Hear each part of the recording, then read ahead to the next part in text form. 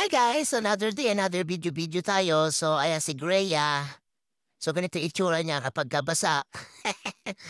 So, kung mag-aalaga kayo ng pusa, guys, ito, kasali to sa daily routine niyo na kahit once a month, dapat paliguan niyo yung pusa niyo. Pero sa amin, ito si Greya kasi katabi namin to matulog. So, once a week namin to pinapaliguan. So, 4 na beses sa isang buwan. So, ito rin yung ginagamit namin shampoo tsaka conditioner. Yan sa aso. Kasi parehas lang naman yan sila. So, maganda to sa buhok niya rin. So, ayan. Kailangan siyang i-blower, guys. Ito yung pinakamahirap na part na. Yung pagpapatuyo. So, kailangan mahaba pasensya mo.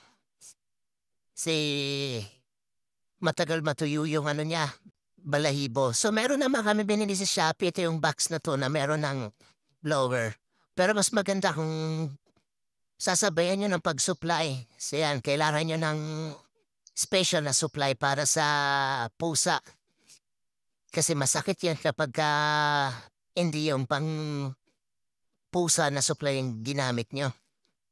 So ayan, napakaraming position guys. Dapat dalawa talaga kasi dalawa kayo na magpapatuyo.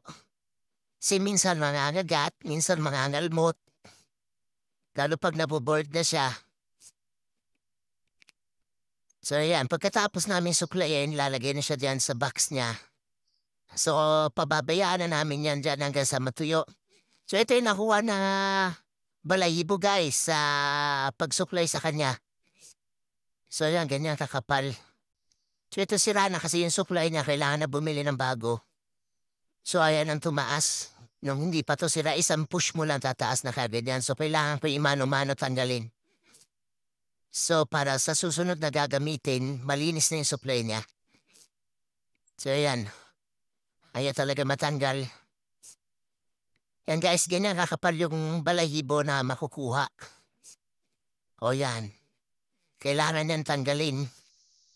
Kaya mas maganda yung ganito supply. Para yung balahibo hindi didikit ko saan-saan sa bed or sa mga damit nyo kapag kinakarga nyo. So yan ito, nilalagyan rin namin siya ng pet deodorizer. So mabango kasi to, pampabango na rin sa skin, tsaka sa sa balahibo niya. Yan, spray lang konti. Dapat kasama sa tiyan pero wala kasi maghahawak. So yun sa ano na lang. Sa taas na lang tapos papatuyin ng konti. Dahil na, kunin na natin si Greya. So ito yung itsura niya guys na pagkatuyo na. Ito rin yung itsura ko. So ayan yung mga itsura namin. Oh, ayun yung magpa-video yan. Ilong mo tuloy na videoan. So yan guys, meron pa rin kaming iba pang pusa. So, bali 4 yung pusa namin. Ito yung dalawa nasa terrace namin sa labas. Puro lalaki to. Plus meron din sa taas sa second floor. Babae naman yon. So yan lahat yung pusa namin. Thank you for watching.